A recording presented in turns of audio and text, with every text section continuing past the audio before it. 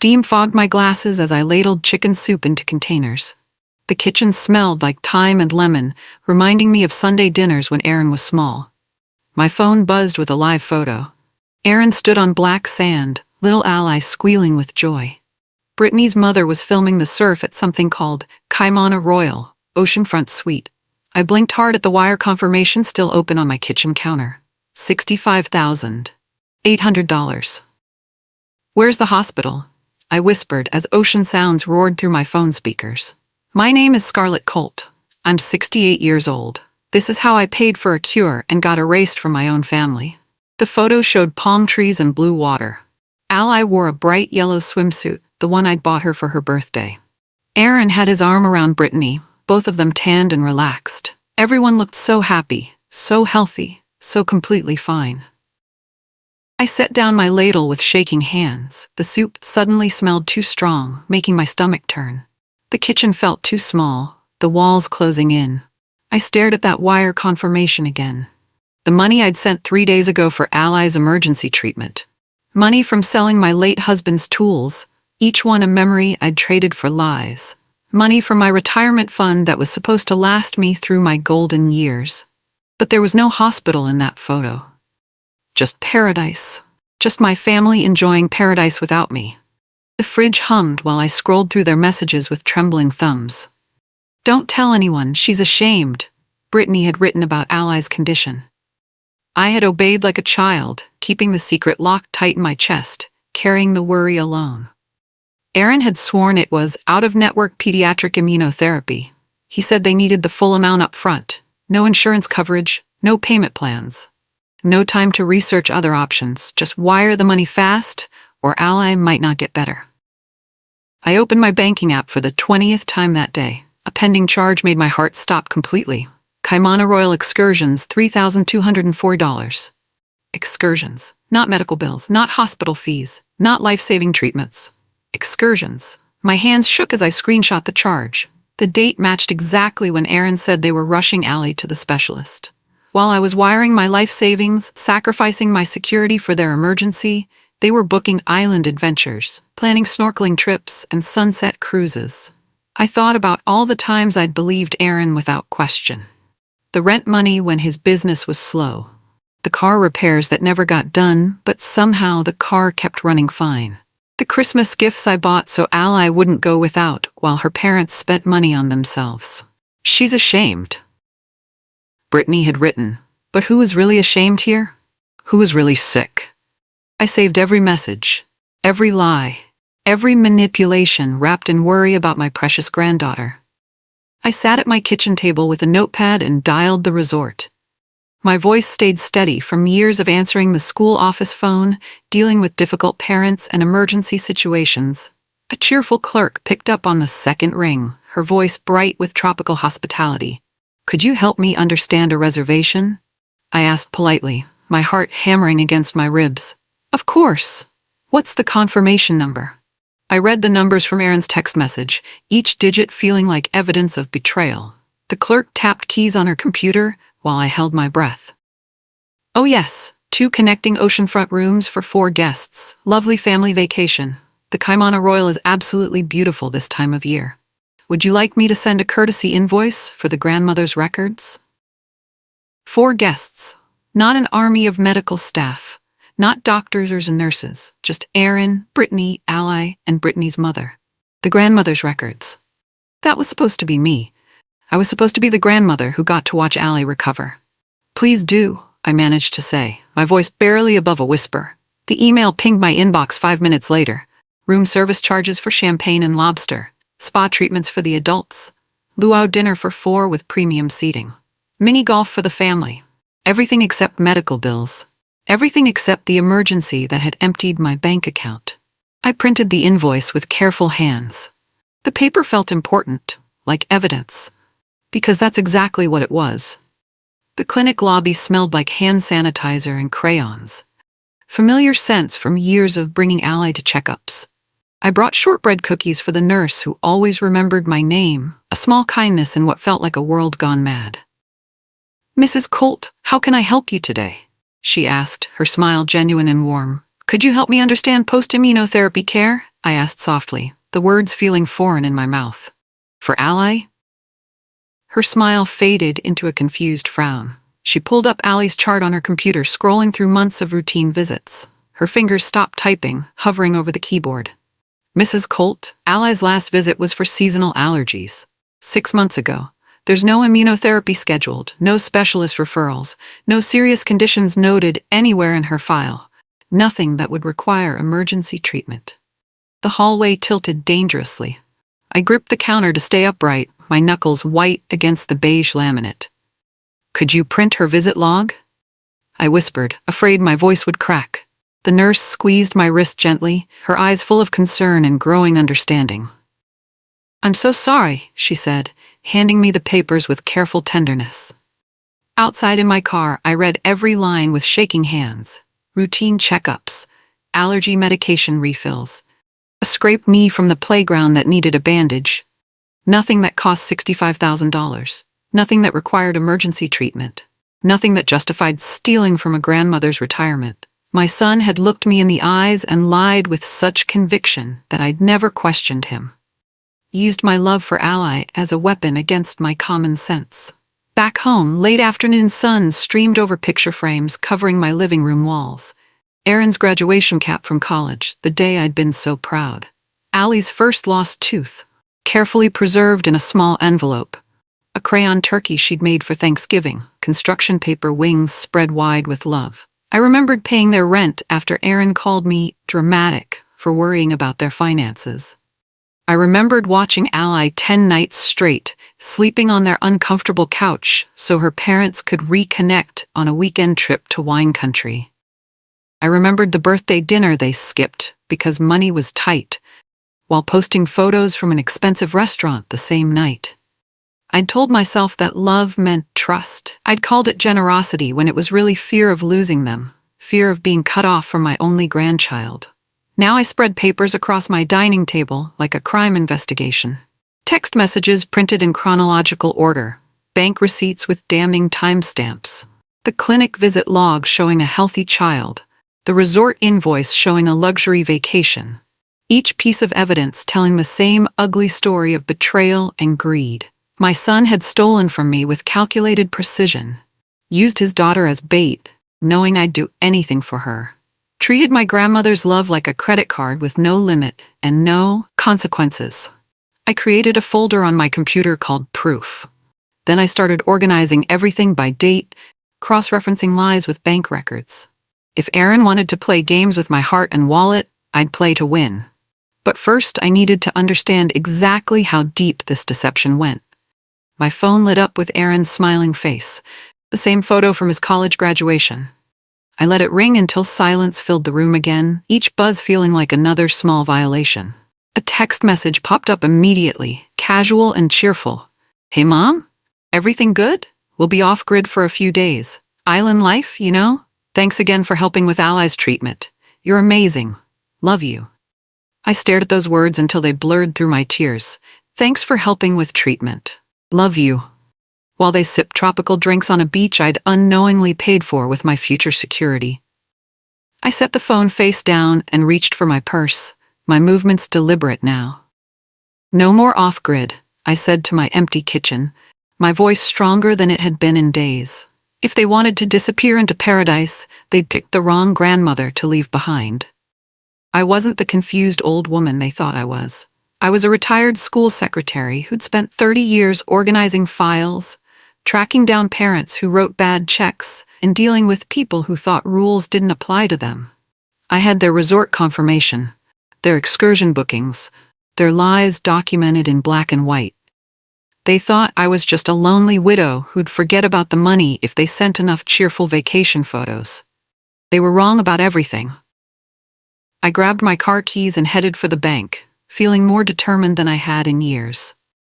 It was time to make this official. Time to turn my broken heart into something harder, something that could fight back and win. The bank smelled like fresh paper and carpet cleaner, familiar scents from decades of responsible financial management. Miss Patel, my usual teller who'd helped me through my husband's death, printed out forms while I explained everything. Her face grew serious as she read, her professional demeanor shifting to protective concern. "Wire transfers can't be reversed without a court order," she said carefully, her voice gentle but firm. "But documentation matters for what comes next. We see this more often than you'd think." She underlined "induced under false pretenses" on the fraud report with decisive strokes. "We notarized my statement and flagged the receiving account for suspicious activity." She slid a list of next steps across her desk like a handrail, each action item clearly numbered. "Start here. Keep everything in writing from now on. No phone calls, no family meetings. Paper trail only." I folded the papers and put them in my purse next to the resort invoice, my evidence file growing thicker. My hands had stopped shaking completely now. My voice had stopped wavering. Something cold and determined had settled in my chest, replacing the grandmother's broken heart with a victim's righteous anger. "What's the next step?" I asked, ready to follow through on whatever it took. "Elder financial abuse attorney," Miss Patel said quietly, writing down contact information. "This isn't just about money anymore. This is about protecting you from future exploitation. She's helped other families in similar situations, and she's very good at what she does." I walked out of that bank, feeling different. Stronger. Like I'd shed the skin of the grandmother who'd been taken advantage of and become something else entirely. Someone who fought back. Attorney Morales had a small office that smelled like peppermint candies and legal documents. She listened to my story without interrupting, taking detailed notes on a yellow legal pad, her pen moving steadily across the page as I laid out each piece of evidence. "We'll issue a demand for restitution under elder financial exploitation statutes," she said when I finished, her voice crisp and professional. "That gives them 10 business days to respond before we escalate to civil court." She advised routing any repayment into a child-restricted trust, not back to Aaron and Brittany. "This protects Ally's long-term interests and takes the parents completely out of the financial equation. They can't touch it, spend it, or steal it again." I signed her retainer check with steady hands, my signature firm and decisive. The amount seemed small compared to what Aaron had stolen, a bargain for justice and protection. "No more begging," she said firmly, meeting my eyes across her desk. "No more family guilt trips or emotional manipulation. From now on, everything goes through proper legal channels. Documents only, no exceptions." She explained the process step by step with military precision. Demand letter first, giving them a chance to make things right. Civil court if they refused or ignored us. Possible criminal referral depending on their response and cooperation. "They're going to say it was all a misunderstanding," she warned, leaning forward with knowing eyes. "That insurance money came through later, that you're confused or vindictive or suffering from dementia." "I have proof," I said simply, sliding my organized folder across her desk. She reviewed everything with sharp attorney eyes, nodding at the thoroughness of my documentation. "Yes, you absolutely do. Very thorough proof that will hold up in court." I sat in my bathrobe that evening, tea cooling beside me, when a video popped up on my social media feed. Brittany's mother had posted a vacation reel. The camera panned over colorful drinks with little umbrellas. Ocean waves crashed in the background. "Grandbabies in paradise," the caption sang. Ally waved at the camera, face bright with sunscreen and happiness. In the background I heard Brittany's voice, "Mom, don't tag Scarlett. Don't tag Scarlett. Don't let her see what her money bought." I saved the video with a trembling thumb. The ocean sounds hissed like secrets I wasn't supposed to hear. Secrets about where my retirement fund went. Secrets about who was really sick in this family. Ally looked so healthy, so energetic. Running around the beach, building sandcastles, laughing with her grandmother. The grandmother who got to go. Not the one who paid for it. I watched the video 3 more times, memorizing every detail. The timestamp, the location tag. The pure joy on faces that should have been worried sick about medical bills. This was evidence too. Evidence of exactly how my love had been repaid. The church office smelled like coffee and old hymnals. I spread my documents across Pastor Williams' desk and sat back in my chair. "I'm not asking you to take sides," I said clearly. "I'm asking you to protect the benevolence fund." His eyebrows pinched together as he read through the resort invoice and clinic records. Our church had a small fund to help families with medical emergencies. Aaron had applied for help right after I wired the money. Do you want me to call them? Pastor Williams asked gently. No, I said. I want you to watch what I do next. He nodded slowly. The church approved a $2,000 grant based on their application. We can ask for it back if this was fraudulent. It was fraudulent, I said simply. But don't ask. Demand. I left the church feeling lighter. Every ally mattered. Every person who understood the truth mattered. Aaron had built his lies on the assumption that I'd stay quiet and ashamed. He'd assumed wrong. I drove home and called the trust desk at the bank. I need to set up an education and medical trust for my granddaughter that her parents can't touch. It was time to protect Ally from her own parents. I slid my late husband's metal file box from the bedroom closet. The key was still on his old dog tag chain, worn smooth by years of handling. Inside were papers I hadn't looked at since the funeral. Our will. Notes about a memorial scholarship he'd never gotten to set up. An education clause we'd never funded because we thought we had more time. I sat on the floor and cried until my chest hurt. Cried for my husband who'd worked so hard and saved so carefully. Cried for the grandson-in-law who'd robbed us both. Cried for the trust that would never grow back. Then I wiped my face and called the bank's trust department. I want to establish an education and medical trust for my granddaughter, I said. One that her parents can never access. The trust officer explained the process. Irrevocable terms. Trustee oversight. Funds that could only be used for school, medical care, and approved living expenses when Ally turned 18. If your son tries to make a claim, she asked, he won't have legal standing, I said. That's the point. I hung up, feeling like I'd built a fortress around something precious. Aaron could lie to me, but he'd never steal Ally's future. The microwave ticked while I heated soup for one. My phone buzzed with screenshots from my neighbor Janet. She'd seen Brittany's close friend's story on social media. We finally did it. Family healing in Hawaii, the post announced. Pictures of all 4 of them laughing on the beach. The caption said, 3 generations, no drama. 3 generations, but they'd counted wrong. There should have been 4 generations on that trip. The one who paid for it should have been there. Instead, I was heating canned soup in an empty kitchen while they celebrated family healing with my money. Healing? From what? From having a grandmother who loved them too much? From having someone who'd drop everything to help when they called? Janet's text was gentle. Honey, I thought Ally was sick. So did I. I typed back. I saved every screenshot. Added them to my growing evidence file. The timestamps would matter in court. The public bragging about a fraud would matter to the judge. They thought they were celebrating. Really, they were confessing. The Adult Protective Services worker asked questions I never thought I'd have to answer. Exact wording of Aaron's lies. Timestamps of every conversation. Previous patterns of financial manipulation. Keep all future communication in writing, she advised. Don't warn them that you filed a complaint. Document everything. A case number clicked into my phone contacts. Official recognition that this wasn't just a family dispute. This was elder financial abuse. This is about safety and consent, she explained. Not punishment. We want to make sure you're protected from future exploitation.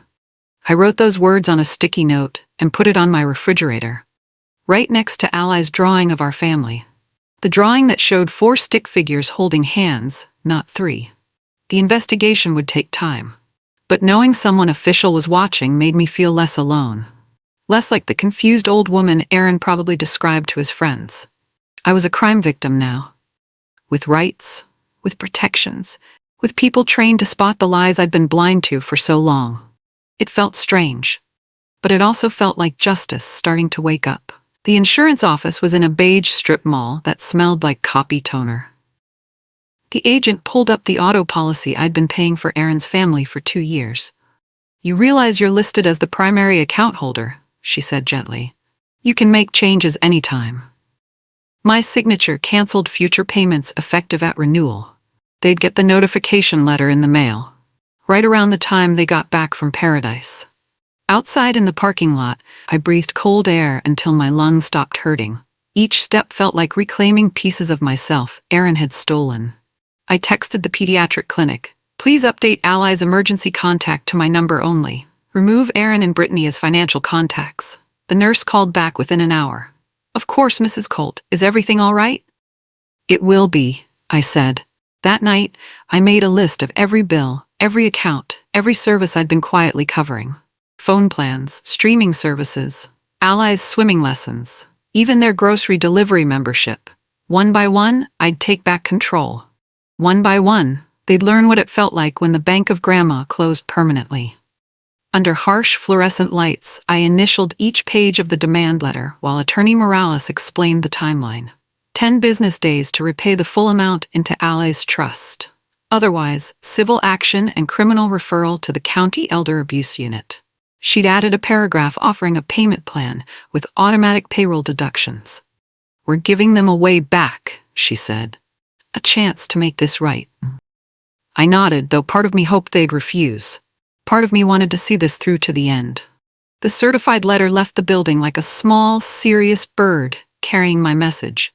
No more family meetings.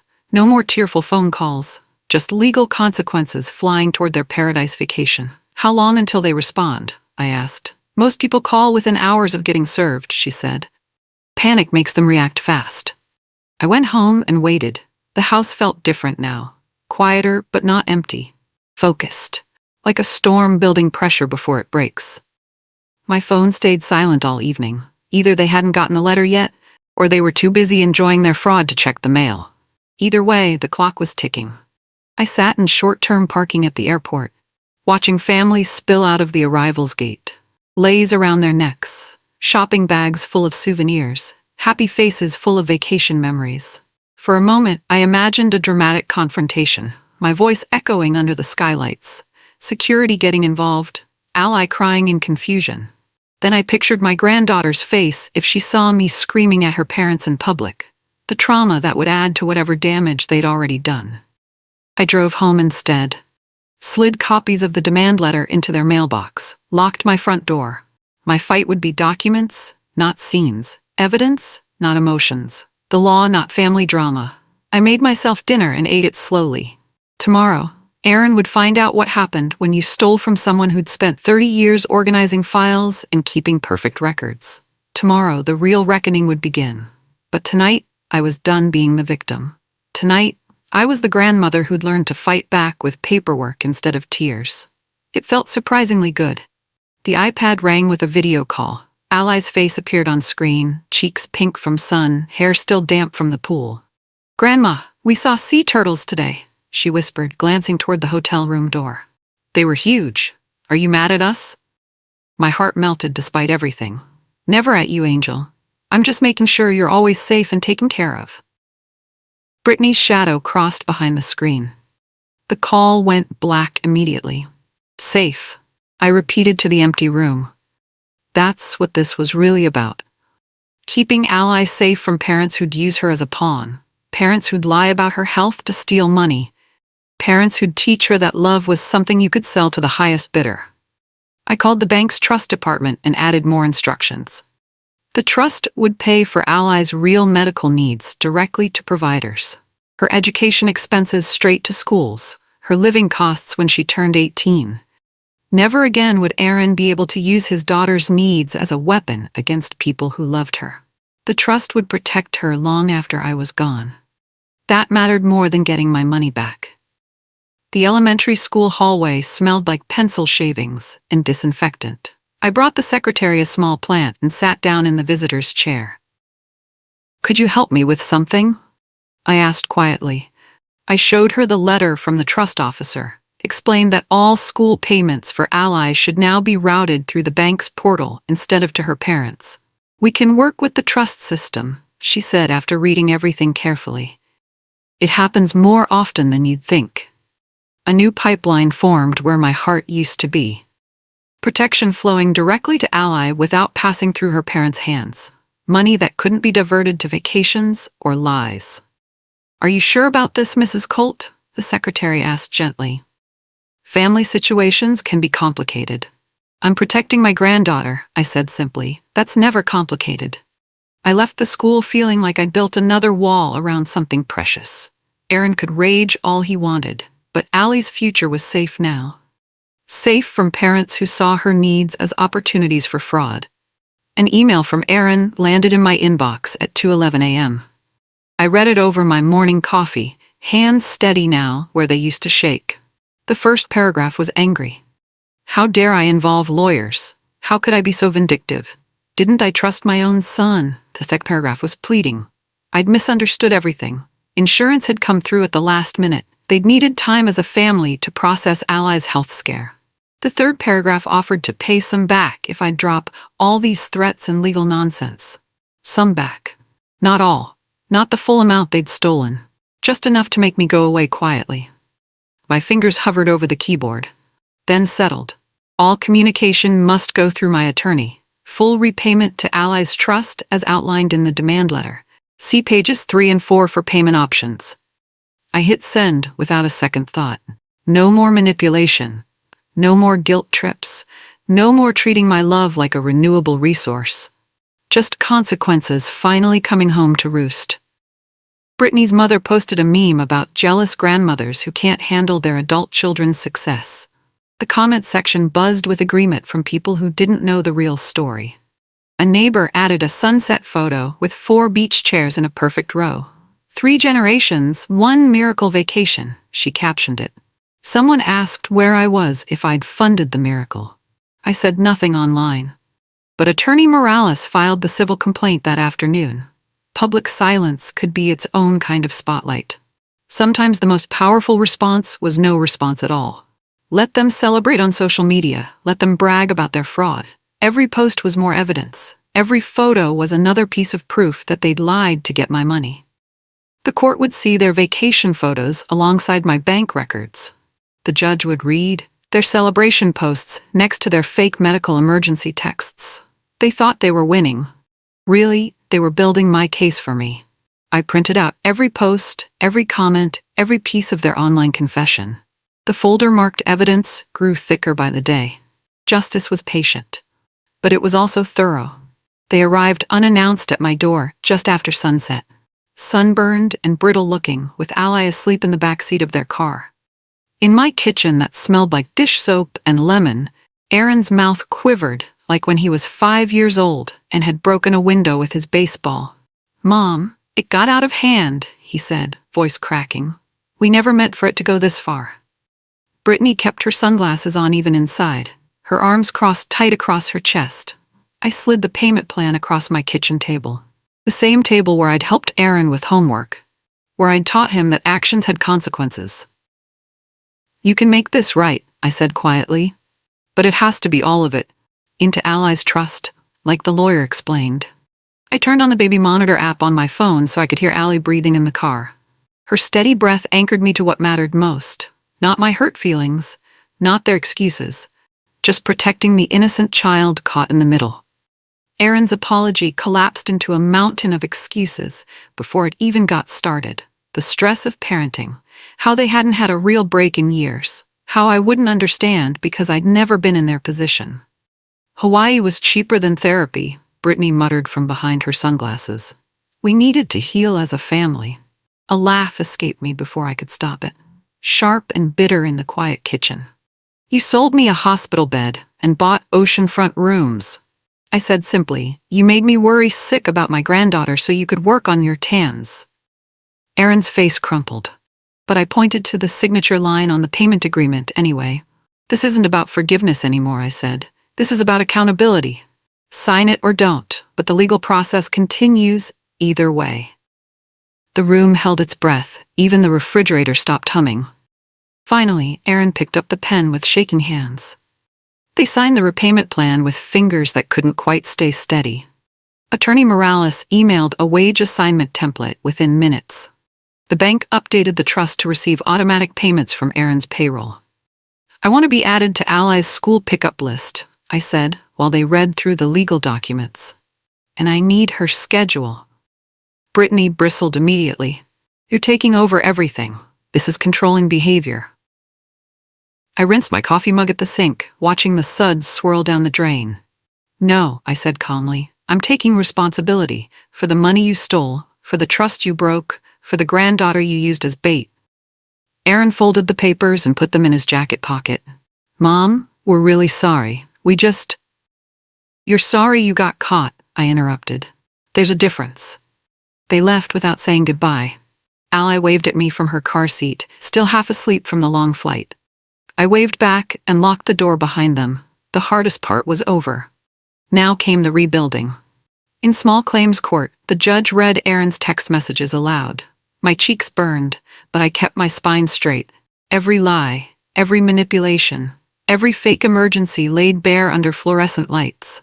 An exhibit showed the crowdfunding page Brittany had launched the day after my wire transfer. Help Ally Fight for Her Life had raised $14,900 from friends and strangers. All while resort selfies were hidden in the campaign updates. The judge's face grew stern as she read. Fraud involving a minor child and elder financial abuse. This is a serious matter.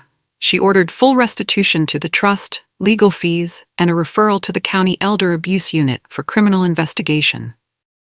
The church filed to reclaim their benevolence grant. Aaron couldn't meet my eyes when the clerk handed him the official payment schedule. Brittany sat rigid in her chair, sunglasses still on like armor. The gavel fell with a sound like justice finally waking up. Outside the courthouse, I breathed free air for the first time in months. Spring light poured across my kitchen table where Ally colored with new crayons. A school permission slip lay beside her artwork, already processed through the bank portal. Outside my window, Aaron mowed my lawn in silence. Community service hours ordered by the court. Brittany attended financial accountability classes twice a week and signed her first direct deposit from an actual job. I volunteered at the Children's Hospital now, helping families with real emergencies. Quiet help given under my husband's name, under no one's spotlight. Just love without strings attached. Grandma, can we see the ocean someday? Ally asked, looking up from her drawing of sea turtles. I nodded and smiled. We'll go when it's honest, sweetheart. When it's a real celebration. She went back to her coloring, humming softly. Sunlight caught the gold in her hair, and for the first time in months, the word family felt like a door I could open. Not one I had to beg to enter. Not one that cost $65,000 to unlock. Just a door marked grandmother that was mine by right and protected by law. A door that led to love without lies.